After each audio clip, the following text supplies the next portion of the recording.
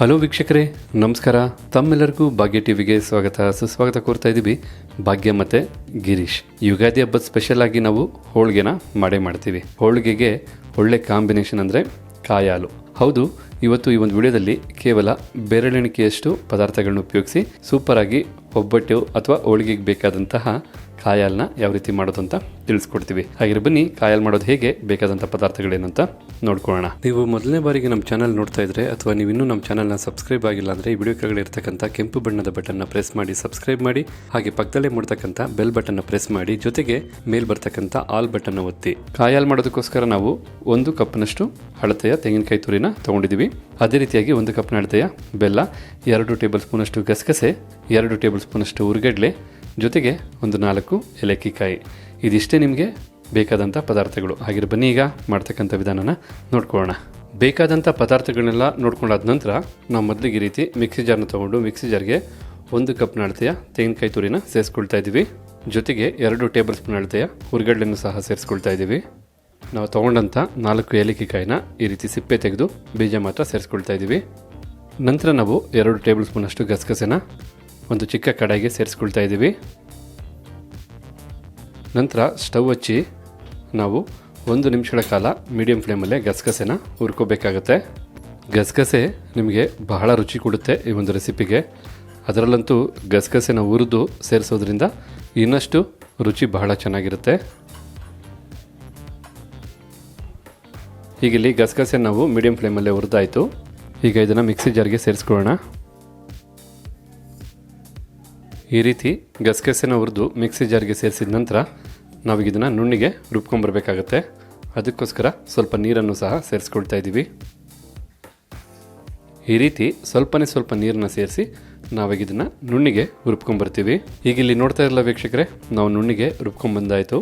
ಈಗ ಕಾಯಿ ಹಾಲು ಮಾಡೋದಕ್ಕೆ ಬೇಕಾದಂಥ ಮುಖ್ಯವಾದ ತೆಂಗಿನಕಾಯಿ ಪೇಸ್ಟ್ ಇಲ್ಲಿ ರುಬ್ಬಿ ರೆಡಿಯಾಗಿದೆ. ಪೇಸ್ಟ್ನು ರುಬ್ಬಾದ ನಂತರ ನಾವೀಗ ಸ್ಟವ್ ಮೇಲೆ ಈ ರೀತಿ ಒಂದು ಚಿಕ್ಕದಾದಂಥ ಒಂದು ಪಾತ್ರೆನ ಇಟ್ಕೊಂಡಿದ್ದೀವಿ. ಪಾತ್ರೆಗೆ ನಾವು ತೊಗೊಂಡಂಥ 1 ಕಪ್ನ ಅಳತೆಯ ಬೆಲ್ಲನ ಸೇರಿಸ್ಕೊಳ್ತಾ ಇದ್ದೀವಿ. ಈ ರೀತಿ 1 ಕಪ್ನ ಅಳತೆಯ ಬೆಲ್ಲ ಸೇರಿಸಾದ್ಮೇಲೆ ನಾವೊಂದು 250 ml ಅಂದರೆ 1/4 ಲೀಟ್ರಷ್ಟು ನೀರನ್ನ ಪಾತ್ರೆಗೆ ಸೇರಿಸ್ಕೊಳ್ತಾ ಇದ್ದೀವಿ. ನಂತರ ನಾವೀಗ ಸ್ಟವ್ನ ಹಚ್ಚಿ ಬೆಲ್ಲನ ನೀಟಾಗಿ ಕರಗಿಸ್ಕೋಬೇಕಾಗತ್ತೆ. ನೀವು ಬೇಕಿದ್ರೆ ಐ ಫ್ಲೇಮ್ ಅಥವಾ ಮೀಡಿಯಂ ಫ್ಲೇಮಲ್ಲಿ ಬೆಲ್ಲನ ಕರಗಿಸ್ಕೋಬೋದು. ಬೆಲ್ಲ ನೀವು ಜಸ್ಟ್ ಕರಗಿಸ್ಕೊಂಡ್ರೆ ಸಾಕಾಗುತ್ತೆ, ಬೆಲ್ಲದ ಪಾಕ ತಗೋಬೇಕು ಅಂತೇನಿಲ್ಲ.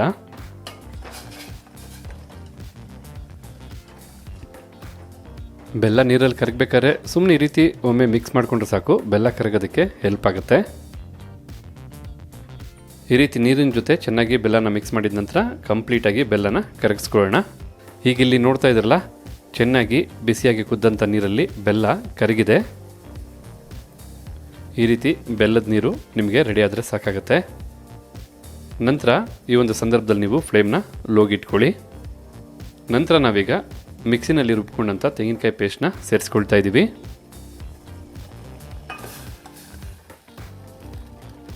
ನಂತರ ನೀವು ಇಲ್ಲಿ ನೋಡ್ತಾ ಇದ್ರಲ್ಲ ವೀಕ್ಷಕರೇ, ನಾವು ಮಿಕ್ಸಿ ಜಾರ್ಗೆ ನೀರು ಹಾಕ್ಕೊಂಡು ಅದರಲ್ಲಿದ್ದಂಥ ತೆಂಗಿನಕಾಯಿ ಪೇಸ್ಟ್ನೆಲ್ಲ ತೊಗೊಂಡಿದ್ದೀವಿ. ಒಂದು ಅರ್ಧ ಕಪ್ಪಷ್ಟು ನೀರು ಸೇರಿಸ್ಕೊಂಡ್ರೆ ಸಾಕಾಗುತ್ತೆ. ಇದನ್ನು ಸಹ ನಾವು ಪಾತ್ರೆಗೆ ಸೇರಿಸ್ತಾ ಇದ್ದೀವಿ. ಈಗ ಇದನ್ನೊಮ್ಮೆ ನಾವು ಮಿಕ್ಸ್ ಮಾಡ್ಕೊಳ್ಳೋಣ.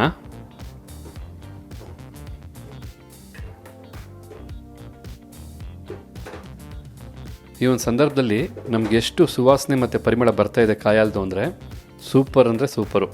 ಒಬ್ಬಟ್ಟು ನಿಮಗೆ ಎಷ್ಟು ರುಚಿ ಕೊಡುತ್ತೋ ಈ ಕಾಯಿ ಹಾಲು ಆ ರುಚಿನ ಡಬಲ್ ಮಾಡುತ್ತೆ ಅನ್ನೋದರಲ್ಲಿ 2 ಮಾತಿಲ್ಲ. ಈ ಒಂದು ಸುವಾಸನೆ ನಮಗೆ ಮನಸ್ಸಲ್ಲಿ ಹಬ್ಬದ ವಾತಾವರಣ ಸೃಷ್ಟಿ ಮಾಡಿಬಿಡುತ್ತೆ.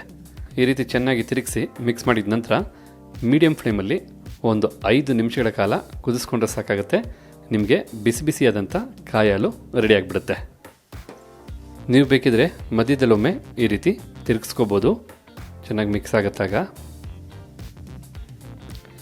ನಂತರ ನೀವಿಲ್ಲಿ ನೋಡ್ತಾ ಇದ್ದೀರಾ, ನೀಟಾಗಿ ಈ ರೀತಿ ಉಪ್ಪು ಬರ್ತಾ ಇದೆ. ಈ ರೀತಿ ಉಪ್ಪು ಬಂದರೆ ನಿಮಗೆ ಕಾಯಿ ಹಾಲು ರೆಡಿಯಾಗಿದೆ ಅಂತ. ಈಗ ಫ್ಲೇಮ್ನ ಆಫ್ ಮಾಡ್ಕೊಳ್ಳೋಣ. ಜೊತೆಗೆ ಇಲ್ಲಿ ಬಿಸಿಯಾದಂಥ ಕಾಯಿ ಹಾಲು ರೆಡಿ ಆಯಿತು.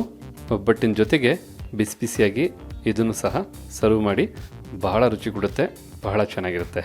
ಹಾಗಿದ್ರೆ ಇವತ್ತು ನಾವು ಮಾಡಿ ತಿಳಿಸಿದಂಥ ಒಬ್ಬಟ್ಟಿಗೆ ಕಾಂಬಿನೇಷನ್ ಆದಂತಹ ಕಾಯಿ ಹಾಲು ಯಾವ ರೀತಿ ಇತ್ತು, ಚೆನ್ನಾಗಿತ್ತಾ, ತಮಗೆಲ್ಲ ಇಷ್ಟ ಆಯಿತಾ? ಖಂಡಿತ ಈ ಬಾರಿ ಯುಗಾದಿ ಹಬ್ಬಕ್ಕೆ ನೀವು ಸಹ ಟ್ರೈ ಮಾಡ್ತಿರಲ್ಲ. ಹಾಗಿದ್ರೆ ನಿಮ್ಗೆ ಈ ವಿಡಿಯೋ ಇಷ್ಟ ಆಗಿದೆ ಒಂದು ಲೈಕ್ ಮಾಡಿ, ಜೊತೆಗೆ ತಮ್ಮ ಅನಿಸಿಕೆ ಅಭಿಪ್ರಾಯ ಏನಿದೆ ಅನ್ನೋದನ್ನು ಕಮೆಂಟ್ ಬಾಕ್ಸಲ್ಲಿ ಕಮೆಂಟ್ ಮಾಡಿ. ಅಷ್ಟೇ ಅಲ್ಲ, ಈ ವಿಡಿಯೋನ ಮತ್ತೊಬ್ಬರಿಗೂ ಹೆಲ್ಪ್ ಆಗೋಗಿ ಶೇರ್ ಮಾಡಿ ಅಂತ ಹೇಳ್ತಾ ಈ ವಿಡಿಯೋನೆಲ್ಲ ಮುಗಿಸ್ತಾ ಇದ್ದೀವಿ. ಮತ್ತೆ ಹೊಸ ವಿಡಿಯೋದಲ್ಲಿ ತಮ್ಮನ್ನು ಭೇಟಿ ಮಾಡ್ತೀವಿ. ಅಲ್ಲಿವರೆಗೂ ಎಲ್ಲರಿಗೂ ನಮಸ್ಕಾರ. ಮತ್ತೊಮ್ಮೆ ಯುಗಾದಿ ಹಬ್ಬದ ಶುಭಾಶಯಗಳು.